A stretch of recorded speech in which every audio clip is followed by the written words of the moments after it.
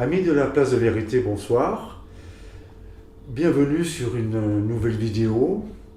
Ce soir, Brigitte et Sandrine, à partir d'un travail de notre regretté frère Michel Vincent, vont décrypter un conte magnifique, Pinocchio, sur le plan symbolique. N'oubliez pas de liker, du petit j'aime, de partager. Bonne soirée et on se retrouve tout à l'heure.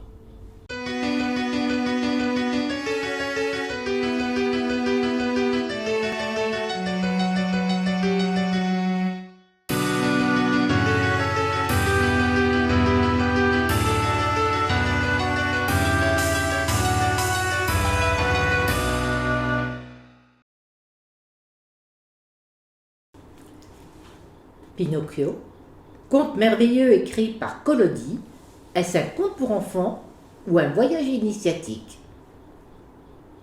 Il était une fois Maître Cerise qui possédait un morceau de bois destiné au feu, mais ayant un besoin urgent de remplacer le pied d'une table bancale. C'est alors que, sous les coups de l'outil, une plainte émane de la bûche et Cerise est tellement effrayé qu'il en perd la parole. Ah, mais j'ai plein de choses à dire, moi, par rapport à tout ça. Alors, déjà, si on reprend à l'envers, on a une table bancale. La table bancale, ça veut dire qu'elle a que 3 pieds. Et 3 pieds, c'est un trépied, le chiffre 3. Vraisemblablement, on va le retrouver plusieurs fois. Et puis, moi, la table à 3 pieds, elle me fait penser à la table du battleur. Le battleur, dans le tarot de Marseille, c'est le premier arcane. Et ce premier arcane, qu'est-ce qu'il nous parle? De quoi il nous parle? Il nous parle du voyage initiatique, du chemin. Allez, on va y aller. Et en fait, ça tombe bien, ça arrive au tout début du conte. Donc, Collodi nous donne la couleur. Et puis, il nous parle aussi d'un bout de bois, d'un morceau de bois, mais pas un morceau de bois complètement banal, c'est un morceau de bois quand même qui parle. Donc, ce morceau de bois, c'est comme s'il y avait une âme qui était enfermée à l'intérieur du bois. Et d'ailleurs, dans le langage, on parle de l'âme du bois, le cœur du bois. Et le bois, qu'est-ce que c'est? Par extension, c'est l'arbre. Et qui dit l'arbre dit l'axe du monde, dit le lien entre le terrestre et le spirituel. C'est l'image aussi de l'homme debout, presque comme l'homme de Vitruve. Et la forêt, par extension encore, la forêt a toujours un rôle très très important dans les contes, dans Le Petit Poucet, dans Cendrillon, dans Blanche-Neige, dans Hansel et Gretel. Et dans ces contes, il faut traverser la forêt. Donc le bois, c'est quand même toujours un lieu où il va falloir œuvrer. Et puis, une dernière petite chose, Maître Cerise, il a tellement peur qu'il en perd la parole. Bon, c'est quand même assez intéressant parce que dans beaucoup de parcours initiatiques, on demande à celui qui vient de rentrer de se taire. Je vous laisse poursuivre. Oui, merci. À ce moment, passe son meilleur ami menuisier, Geppetto. Cerise se débarrasse de cette bûche en lui donnant. Geppetto voudrait fabriquer un pantin merveilleux. Il l'appellera Pinocchio. Alors là, on a deux noms qui vont nous parler. Alors, Geppetto, c'est Giuseppe. Giuseppe, c'est Joseph. Joseph, on n'a pas dit qu'il était menuisier, celui-là. On en connaît un fameux qui est charpentier. Peut-être que là aussi, on a un petit passage entre ce Joseph charpentier, le père de Jésus, et ce Giuseppe, ce Geppetto, qui est là aussi un père chaste. C'est-à-dire qu'il n'y a pas de femme, enfin, oui, il n'y a pas de femme ici. Et puis, finalement, qu'est-ce qu'il veut faire, Geppetto? Il veut créer à partir d'une matière inerte, il veut créer du vivant. Et ça, c'est exactement le rôle du démiurge. Donc, il y a un passage en fait entre les deux stades, c'est-à-dire que Geppetto est le démiurge. Et Pinocchio, si on regarde au niveau étymologie, Pinocchio c'est le pain, Pino, et Occhio c'est l'œil. Donc Pinocchio c'est l'œil du pain. Donc c'est l'intérieur, mais c'est aussi la partie spirituelle. Et si on le transpose, le pain, on peut faire un lien avec la glande pinéale. Et la glande pinéale, qu'est-ce que c'est? Ça nous relie au spirituel et c'est le troisième œil. Ah, encore une histoire d'œil. Donc, rien qu'avec ces deux personnages, déjà, le ton est donné. Je vous laisse poursuivre. Dès son achèvement, le pantin se perd dans la rue et occasionne à Geppetto de nombreux déboires, jusqu'à la prison. Désormais, Pinocchio est seul dans le logis misérable. Il fait connaissance avec le grillon parleur, Pépé le grillon, qui tentera de le rappeler à de vrais sentiments, mais le pantin le tuera, ou du moins, il pensera l'avoir tué. Alors, ce pauvre grillon, la première rencontre qu'il va faire avec Pinocchio, il va prendre un coup de maillet sur la tête.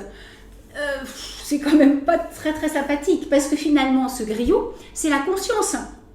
Et Pinocchio, s'il était évolué, sa conscience serait en lui. Et là, elle est extérieure. Et il ne veut pas l'avoir, sa conscience. Ça l'enquiquine, finalement. Vous savez, c'est la petite voix, quand même, qui nous dit ce qu'il faut faire. Et le grillon, il serait de bon conseil. Sauf que là, ça ne fonctionne pas. Et le grillon, c'est l'insecte qui chante dans les ténèbres. C'est-à-dire que c'est le verbe dans l'obscurité. Le verbe avec un grand V, c'est le logos dans l'obscurité. Et c'est aussi l'insecte, donc c'est le volatile, c'est la partie subtile. On en aura besoin pour la transformation de Pinocchio. D'ailleurs, dans le dessin animé de Walt Disney, qui est de 40, Walt Disney fait dire à Jiminy Cricket, il lui fait donner cette définition de la conscience. Cette tranquille petite voix que personne ne veut entendre. C'est pour ça que tout va si mal de nos jours. Donc, il n'a peut-être pas complètement tort. Donc Pinocchio va mendier sa pitance sous les orages et les éclairs. Mais il ne reçoit qu'un seau d'eau sur la tête.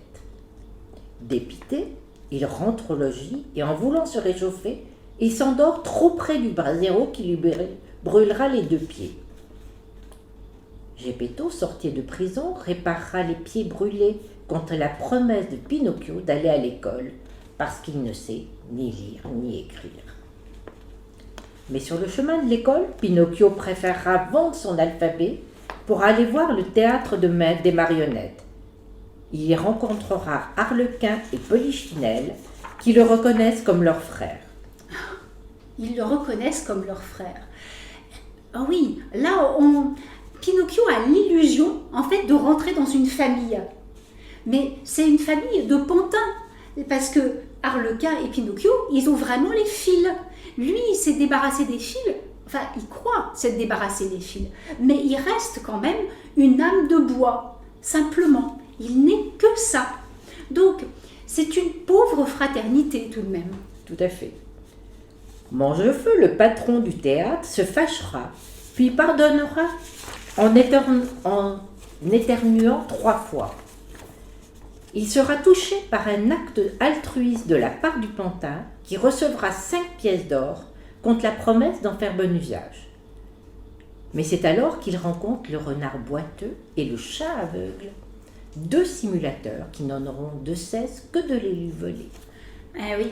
Alors, ce renard et ce chat, c'est des personnages qui sont très importants en fait dans l'histoire. Parce qu'ils vont représenter le mal, ils vont représenter les mauvais penchants, les désirs égoïstes, les plaisirs faciles. Mais en fait, ces obstacles ne veulent pas forcément dire qu'ils vont l'amener vers la perdition. En fait, ces obstacles vont permettre à Pinocchio de grandir, c'est-à-dire de prendre conscience de ses expériences. Et on ne peut pas épargner à Pinocchio toutes les expériences. Geppetto, il voudrait, comme n'importe qui, que son enfant il soit parfait et il vive que du bien. Eh ben non. Pinocchio, il faut qu'il fasse ses expériences et c'est grâce au renard et au chat qui va vivre et puis parfois ça va moins bien tourner quand même pour lui. D'ailleurs, ils iront pour cela jusqu'au meurtre et ils pendront Pinocchio à une branche basse d'un grand chêne où il se balancera toute la nuit au gré du vent d'ouest. C'est la fée bleue qui le sauvera. Ah, cette fée bleue. Alors, la fée aux cheveux bleus, elle n'est pas toute bleue. C'est pas Avatar. Elle a juste les cheveux bleus. Les cheveux bleus, ça va nous faire penser au voile bleu. Et étonnamment, le voile bleu. Ah, tout à l'heure, on avait Joseph, on avait une allusion peut-être à Jésus. Et là, on a véritablement la Vierge Marie avec ses cheveux bleus, son voile bleu. Mais Collodi précise, c'est un bleu nuit. Donc, on est dans la nuit, on est peut-être sous la voûte étoilée. D'ailleurs, dans le dessin animé, Walt Disney fait prier Geppetto l'étoile la plus brillante. Et il fait prier à Sirius. Et Sirius, étonnamment, c'est l'étoile bleue. Et cette étoile bleue était vraiment une des étoiles la plus importante. C'est le soleil derrière le soleil. Le soleil, notre soleil à nous, on peut imaginer que c'est qui régit le monde matériel, le monde physique, et Sirius régit le monde spirituel. Donc, chez les Égyptiens, d'ailleurs, Sirius était apparenté à la déesse Sothis, qui est la déesse maternelle. Donc, en frappant 3 fois dans ses mains, la fée bleue fera appel au faucon qui sait délier les cordes. Pinocchio sera conduit dans son logis féerique où 3 docteurs, un corbeau, une chouette et le grillon parleur lui rendront leur diagnostic. Alors là, on a ces trois personnages, une trinité, une drôle de trinité, je vous l'accorde. Alors, un corbeau. Alors, le corbeau, c'est le messager des dieux. C'est aussi la première étape de l'œuvre au noir, du grand œuvre, au niveau alchimique. La chouette, c'est l'oiseau qui sait voir dans les ténèbres. Et on retrouve notre fameux grillon, qui est la conscience qui nous relie au divin. Donc, au lieu d'avoir une trinité banale, on a une trinité animale, mais tout de même une trinité sacrée. Et puis, on a vu que le faucon va délier les cordes. Est-ce qu'on ne peut pas imaginer que finalement, Pinocchio, là, il est entre vie et mort, donc il change d'état. La fée bleue lui permet de changer d'état. Et donc, si on le délie, on le fait tomber de l'arbre, en fait, en quelque part. Et est-ce qu'on ne le fait pas naître? Et cette fameuse corde, est-ce que ça ne peut pas être comme un cordon ombilical que le faucon s'est délié? Guéri, Il racontera ses aventures à la fée, mais avec des mensonges et des vantardises, ce qui lui vaudra de voir son nez s'allonger. Mais la fée pardonnera, et l'enchantement cessera contre la promesse de s'aimer comme frères et sœurs. Ah, encore? Oui, encore. Encore. Alors, là, on change de niveau. Parce que tout à l'heure, il y avait une notion de frères et sœurs, mais Au même niveau. au même niveau. C'était au niveau des pantins. Tandis que là, c'est quand même avec une fée, avec les étoiles, avec quelque chose, un monde différent, un monde spirituel. Et puis, le nez qui s'allonge, c'est quand même l'image de Pinocchio. On n'imagine même pas Pinocchio sans le nez qui s'allonge. Alors, le nez, il a quand même plusieurs symboliques. Donc, là, le fait qu'il ait le nez qui s'allonge, c'est aussi la notion de cause à effet. C'est une notion de karma. C'est-à-dire que il va recevoir, finalement, par rapport, en lien avec ses mauvaises actions, le choc en retour. Ça, c'est une première partie. La deuxième partie, c'est le nez. Ça sert, c'est l'intuition, le nez. C'est ce qui va permettre de choisir peut-être le bon chemin. Et là, il en aura besoin d'un nez un peu grand. Mais le nez, c'est aussi les narines. Et par les narines, qu'est-ce qu'il y a? Le souffle va être insufflé, le souffle de vie va être insufflé donc par les narines. C'est ce qu'on voit dans la Genèse avec Adam.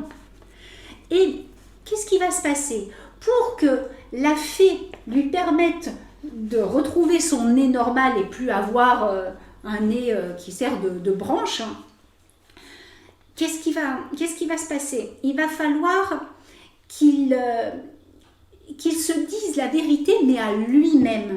Parce que dire la vérité aux autres, c'est important.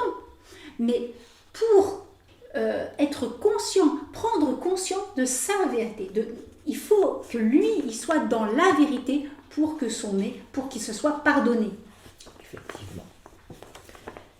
Mais bien sûr, le pantin recommencera ses bêtises et connaîtra la justice, la prison et même la niche d'un chien où il se surprendra à rêver tout haut. Ah, si je pouvais renaître une seconde fois. Dans ses péripéties, il se rendra sur l'île des abeilles industrieuses où il comprendra qu'il faut travailler pour gagner son pain. Sur l'île, il reconnaîtra la fée bleue qui lui assurera qu'il reverra Geppetto sous la condition d'aller à l'école. Le rêve du pantin Pinocchio est désormais de devenir petit garçon. À l'école, il découvre la réussite, mais aussi la jalousie des plus faibles et des moins travailleurs. Pourtant, il s'enfuira avec un camarade nommé Lumignon sur l'île aux jouets, où, dans l'oisiveté et l'insouciance la plus complète, il deviendra ce qu'il est en réalité, un âne. L'âne.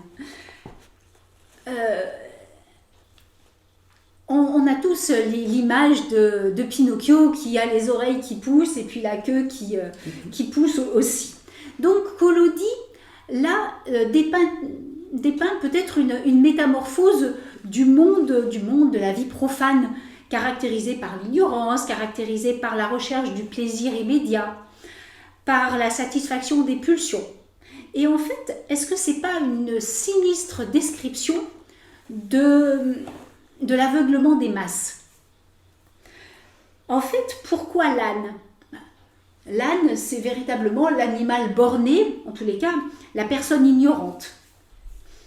Et c'est peut-être aussi un clin d'œil aux métamorphoses de l'âne d'or d'Apulée, où Lucius est transformé, parce qu'il manipule un petit peu la magie, il est transformé en âne et il va faire plein d'expériences, un petit peu comme Pinocchio. On est sur quelque chose d'assez parallèle, et parce que il va enfin arriver auprès de la déesse Isis, et c'est elle qui va lui redonner sa forme humaine.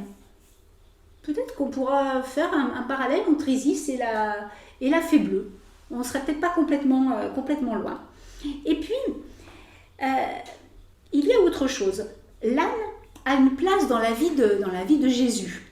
C'est-à-dire que on voit l'âne dans la crèche, on voit l'âne dans la fuite en Égypte, et on voit l'âne que chevauche Jésus en arrivant à Jérusalem. Mais il y a peut-être une partie qu'on connaît un petit peu moins bien, c'est-à-dire c'est ce que décrit Tertullien en 197 dans son apologétique.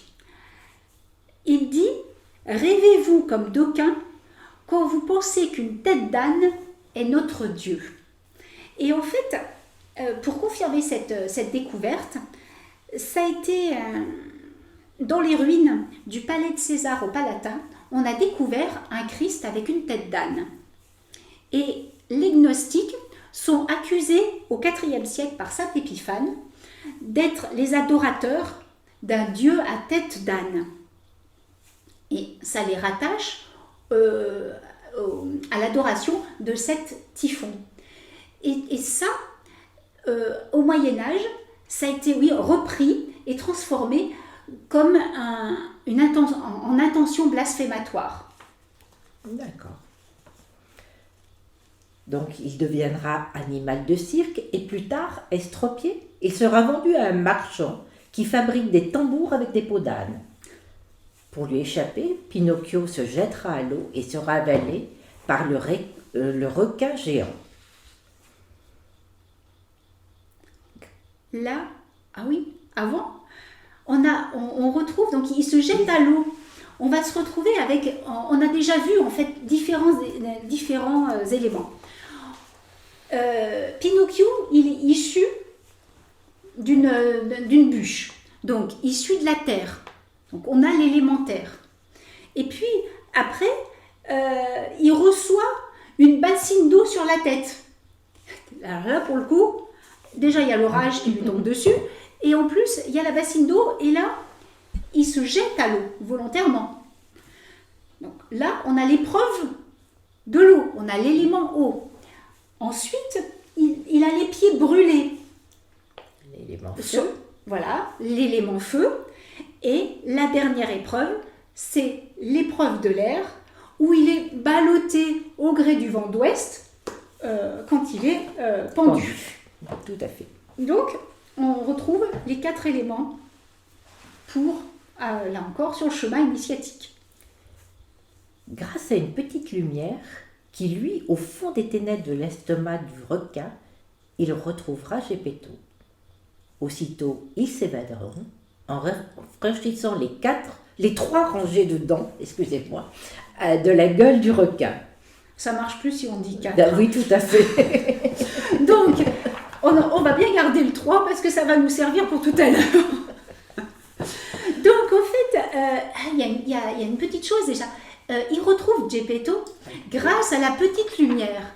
Mais on avait déjà rencontré son camarade qui s'appelle Lumignon, ou autrement Mèche. En fait, on a toujours la petite lumière, la lumière intérieure ou extérieure qui va pouvoir le guider, même s'il n'en est pas forcément toujours conscient.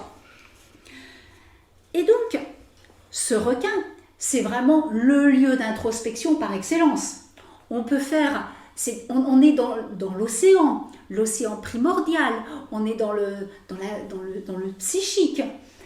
Donc, il faut retourner à l'originel, à la matrice originelle, parce qu'il va falloir renaître.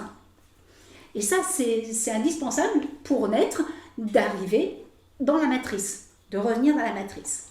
Et il va retrouver son père. Son père, il va le retrouver par le cœur, finalement. C'est surtout, c'est pas le retrouver physiquement, c'est à l'intérieur de lui qu'il va le retrouver. On peut faire évidemment le parallèle avec la baleine de Jonas. C'est assez facile, mais finalement, c'est grâce à cette épreuve qu'il va pouvoir renaître. Donc, à la nage, ils atteindront enfin un rivage où, dans une chaumière vide, Ils retrouveront le grillon parleur. Mais Geppetto est faible et malade, et Pinocchio devra travailler très dur pour lui gagner pitance et réconfort. La fée bleue, elle aussi, est très faible. Alors, se souvenant de leur serment d'amour fraternel, il se mettra à travailler encore plus pour sauver celle qu'il considère comme sa mère. C'est ainsi que Geppetto et la fée bleue reprendront goût à la vie. Mais en même temps, et lentement, le pantin se métamorphose en petit garçon et le trouvera en remerciement dans sa poche un porte-monnaie en ivoire avec 40 pièces en or. Le vieux pantin de bois Pinocchio repose maintenant dans un coin du logis, près d'un pied de chaise cassé et d'une table bancale, tel un gisant. Le rêve est réalisé. Le pantin est mort. Le petit garçon est né. C'est fabuleux. Son rêve est vraiment réalisé, son vœu. Quand il disait qu'il voulait redevenir renaître une deuxième fois, une seconde fois, et bien voilà, il est né une seconde fois. Alors, je voulais juste faire un petit parallèle avec, là finalement, notre fée bleue, elle devient l'élément féminin, car sans principe féminin, pas de vie. Et donc, c'est grâce à cette fée bleue, grâce à l'inspiration, le nous, donc l'inspiration qu'elle va donner à Pinocchio, qui va vraiment devenir un vrai petit garçon. Et en dernier élément, il y a les nombres. On a souvent vu le 3 régulièrement. Je vais pas tous les dire, mais vraiment, le 3 est tout au long de l'histoire, le 3 revient. Donc, le nombre sacré par excellence. On a le 5 qui vient avec les pièces d'or, le 5 qui est l'humain, véritablement, et qui symbolise aussi les 5 sens. Donc, toute la partie sensible et parfois les côtés un peu moins agréables. Et il récupère 40 pièces d'or. Et ces 40 pièces d'or, elles sont données par la fée. En fait, elles sont transformées. Parce que Pinocchio va donner, pour soigner la fée bleue, il va donner 40 sous de cuivre. Et la fée va lui rendre 40 pièces d'or. C'est-à-dire que le cuivre s'est transmuté en or. Ça y est, le processus alchimique est terminé. On a transformé, alors c'est pas du plomb, ça m'aura arrangé, mais on a transformé quand même le vil métal en or. Et ça y est. Mais par contre, il y en a 40. C'est pas complètement anodin, 40. Parce que 40, c'est le nombre de jours que Jésus est resté dans le désert. C'est le nombre de jours du carême. C'est le nombre de jours que les Hébreux sont restés, le nombre de jours que Moïse est resté sur le mont Sinaï. Le nombre d'années que les Hébreux sont restés dans le désert. Donc, c'est la notion d'épreuve. C'est 40. Finalement, c'est ça. Pinocchio, il a ses 40 jours, mois, années, on ne sait pas. Mais en tous les cas, c'est cette épreuve. Et c'est surtout les 40 jours qui séparent la résurrection de l'ascension par rapport à la vie de Jésus. Et voilà, notre Pinocchio, il est vraiment... Il naît. Il est rené. Voilà. Merci Sandrine de nous avoir éclairés. Merci à vous. À bientôt. À bientôt. Chers amis de la Place de Vérité, j'espère que vous avez aimé cette traduction initiatique, en tous les cas symbolique, par Brigitte et Sandrine, de ce merveilleux conte initiatique, donc de Pinocchio. N'oubliez pas de liker, de partager le petit ou le grand j'aime, et nous nous retrouverons très bientôt pour une nouvelle rencontre, justement, sur la Place de Vérité. Bonne soirée.